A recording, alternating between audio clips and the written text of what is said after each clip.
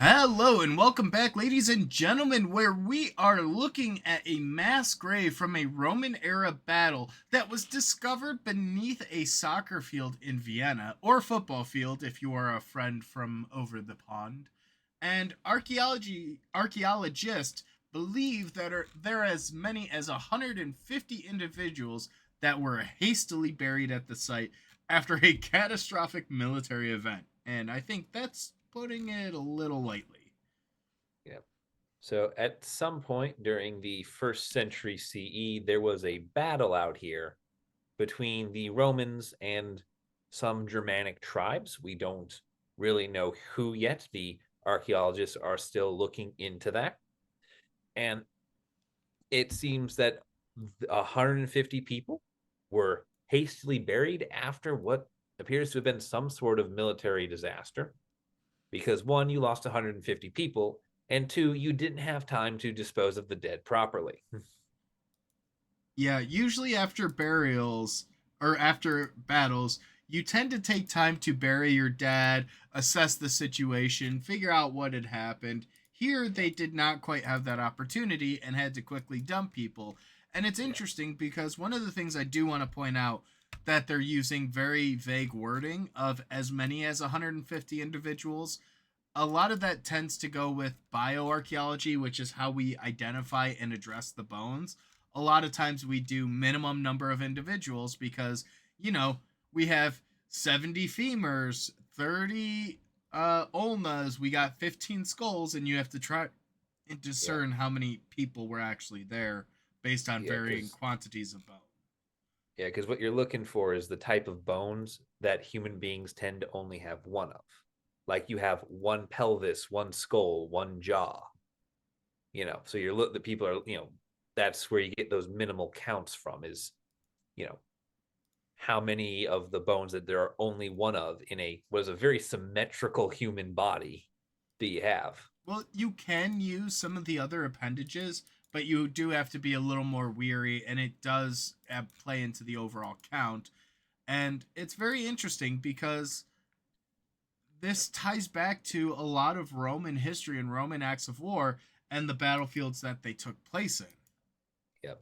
But what makes it unique is that there's a lot of the battlefields where we will find the weapons, we will find the armor, we will find the siege engines, we will find all the things that the people brought there. But it's pretty rare to find what they did with the people because there's a lot of times there's a lot of evidence for the battle, but not a lot of evidence for the, shall we say, cleanup after the battle. What did you do? Because there's no way you left 10,000 people rotting in the field. And here we see a mass grave where they just dug out a pit, put the dead in it, and buried them. And mass You can see graves in are some, very common and something that get come across fairly frequently, unfortunately. yeah, you can see just how entangled the bones are in this. You've just got human being piled onto human being. And the only reason to do that is to dispose of corpses quickly, either because they pose a health hazard to you or because you need to evacuate the area as soon as you can. But it's very fascinating too because you could tell that they were expeditiously buried based on both the fact that it's a mass grave and that Romans had previously tended not to utilize mass graves, and this and the fact that a lot of the remains are intertwined, they're on their sides, they're all conjoined. You know, there weren't individual burials for each person. Yeah, Instead, they and were all lumped together and chucked in a hole. And up until about the third century, Romans in general would cremate their dead. So to have yeah, intact remains is insane. And I previously mentioned the minimum number of individuals. They say that there's at least 129 unique individuals, and the number may be as high as 150. yeah. And like you see in here the haste too, because sometimes with mass graves you get things where the dead are stacked row on row, kind of like a almost like a burial mound just in the ground. This is not the case here. This is This is people on their bellies, people on their sides, people limbs all tangled up together, and all the people here, from what the archaeologists have been able to tell, are male, from between the age of 20 and 30 years old, in good health, who have all suffered some form of severe blunt force trauma. And that could be swords, lances, daggers, iron bolts. And it's very interesting because they did an analysis of the remains and they all had good teeth. They were all in good health. There were even very little signs of infection, meaning that most of them died of wounds that they suffered in battle from those weapons. And you can see it's very morbid, but you can see evidence of these wounds because a lot of times it breaks bones, it leaves deep cuts, deep gouges. It can quite literally cut through bone in certain instances. Yep. And with all these wounds, the Romans were using similar tools too. And so we know this battle was between Romans and Germanic people. And how do we know it's the Romans in the grave here? Well, they were stripped of most of the stuff that they had, their armor, their weapons. A lot of that seems to have been taken from the dead. But there are a few things that have survived in the pit with them that indicate that they were Romans. There's a few pieces of armor, such as cheek protectors and scale armor, which is signature type of armor that the Romans used, wasn't really used by the Germans.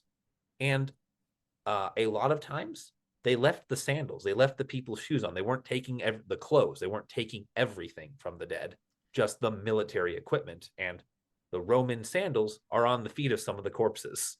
I know it sounds very morbid, but it's always something that I do genuinely think about.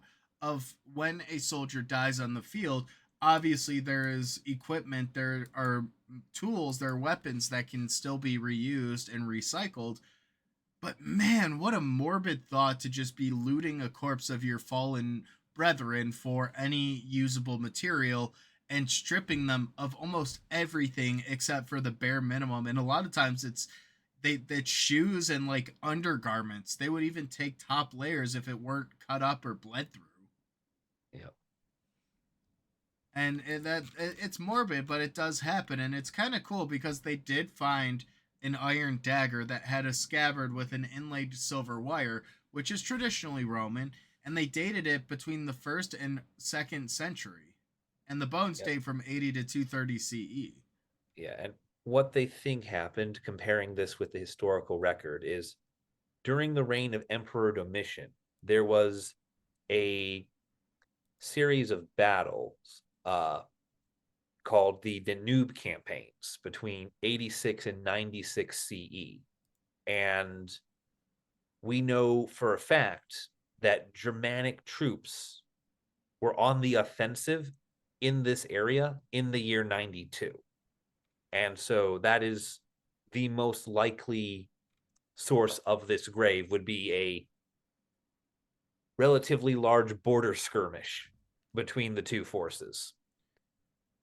And I would say it's also very fascinating too because one of the reasons why you get these weird bookmark dates for the dating that they did, the 80 to 230 CE, is because of radiocarbon dating. It Yep. gives you a um God, I can't think of the term for it, standard deviations, and that's the bookend of the most likely of the bell curve. Um, Yep. and this does fit in with the instances, and it shows that it ties back to these battles that took place with the Germans and with everything else.